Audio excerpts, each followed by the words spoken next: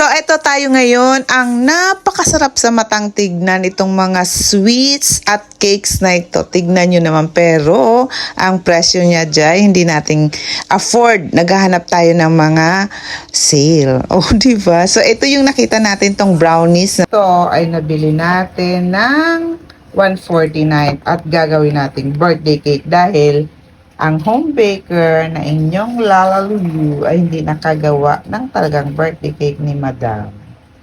Pero meron tayong matcha na for taste test later. So gawin na natin ito. Let's go! So, heard it right! Itong 150 na brownies ay gagawin nating birthday cake. So, meron akong natirang cheesecake frosting. So, ilalagay natin sa ibabaw para mas lumasa. At ito namang whipped cream, ilalagay natin para magmukhang birthday cake talaga at gawin nating minimalist. O, diba? Libre na tayo sa box at lalagyan. So, naglagay lang akong